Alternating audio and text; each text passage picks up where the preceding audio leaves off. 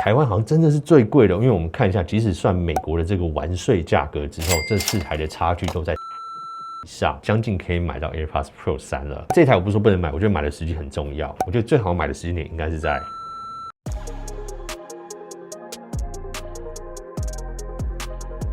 大家朋友，那很多人都在讨论这次的 iPhone 17系列上市，那我自己觉得是有一些机型算是非常有诚意，那有一些可能就要再观望一下。那也是大家最关注的一个点，应该就是价格，因为大家把这个全世界现在很多重要国家或台湾人比较常去的一些国家，把它列出来，台湾好像是最贵的一个。那我们这边分析起来，看来也真的是这样，没有错。那这个一直是我现在没有很常去细看的一个地方啦，尤其现在台湾这中间汇率的差距啊，这1年以来这个汇率的震荡，也感觉说，台湾的标价对比去年是没有涨，但同时也让人就去想回来说，为什么台湾每次最后这个上手定价都比国外贵那么多？那所以这样讲是不是有没有道理呢？因为很多人提到这个美国的价格低很多，那下面就会有留言说，美国它会有收这个消费税，所以应该把这个消费税再算上去。那我们就用这种方式来算一下。那首先先来看 iPhone 17，那台湾这边定价是29900，那美国是799美金。那换算台币的话，税前价是24200左右。那税后价的话，因为美国每个州的税不一样，有免税州虽然非常少，那有人税是大概6到8% 之间，那我们就抓中间抓个7%。那 iPhone 17的话，税后价是25900，那这个对比台湾的话还是便宜的4000块台币。那 iPhone 17 Air 的话，台湾是36900，那美国税前价是30200多，那税后价的话是32300，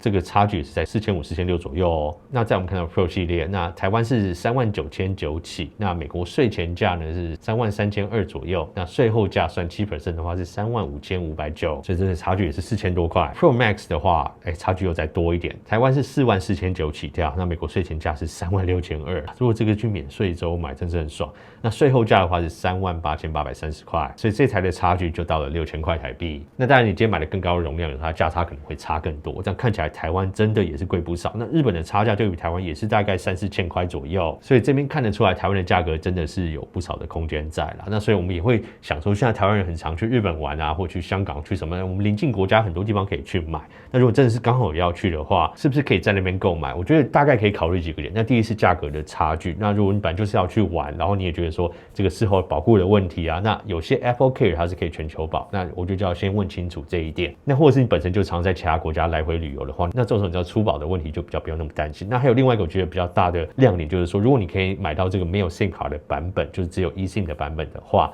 那特别是在 Pro 跟 Pro Max 这2支，它的电池容量大约会多个4-5% 左右。那有人就是俗称的就是真正的 iPhone 的满血版。那所以这个出发点的话，我会觉得，如果你就是刚好有去或刚好住国外的话，那自然就是买这种满血版，然后又省比较多钱，当然是没有问题的。但是如果你要担心你以后长期来住在台湾，那这些手机你以后要在台湾要再去卖，要再转卖，要再 trade in 的话，那很多这边的厂商或这边的手机行不一定会想收这种国外的版本，就算会收，它一定跟台湾本地的版本会有一个价差出来，所以这些就要先把它算在里面了。那或者之后算完你有买到一个满血版的话，那这可能心里的这个爽感程度会不太一样。但不管怎么样，这个就是我们台湾的价格啦，也不是说今年特别贵或什么，就是每年好像不止在这个手机车子很多事情上面，台湾的价格都是比较高一点。好，那下一个我们就来讲一个非常重要的，就是很多人在问这个 iPhone 17 Air。那 iPhone 17 Air 我觉得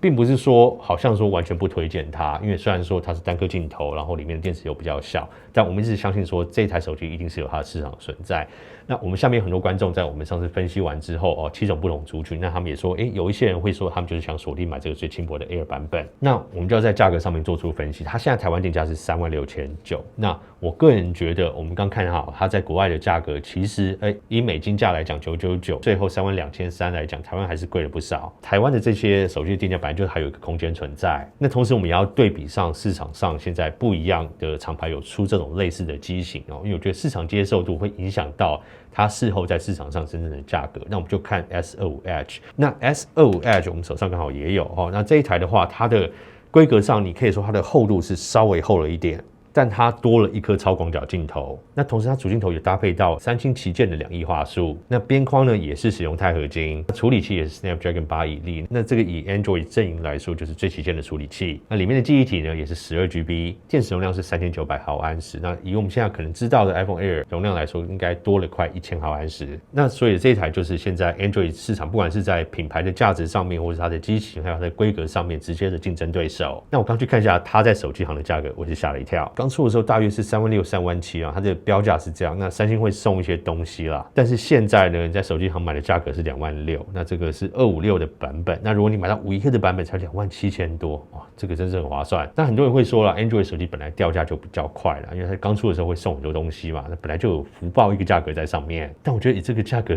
37000掉到26000来讲，那27% 多的这个价差才4个月，我觉得还是稍微快了一点。那我觉得排除 Android 它掉价快的因素之外呢，我们要去想说，就像我先前分析的一样，这类的机型他们的定价，我觉得都高出它实际市场可以认定的价值太多。那这个定价当然就是厂商本身他们决定的，不管是他们自己给予这个市场调查，或者他们认为它应该有的价值。但是实际上我们会买到的价格是由市场来决定嘛，市场反应好不好，市场热不热门，抢不抢手，就会影响到这个手机它的价格的维持。那所以这个价格才是真正就是由市场上面的自由市场它的接受度强迫它实际的价格出来。所以以我自己来说，我的判断我会觉得 Air 应该会在几个月内，在外面的手机行你应该就可以买到几千块的价差。那我不觉得它会在什么3-4个月掉1万块，像 S25H 这么多，但我觉得10% 上下是非常有机会。那如果我们讲说现在是36900的话，那将近10% 的话，至少差个3000块，我觉得这个省下来也是省不少。那如果你没有急着要换手机的话，那我自己也是预估这一台可能一开始的销量应该也是会最不好的一台。那这种时候市场会去强迫，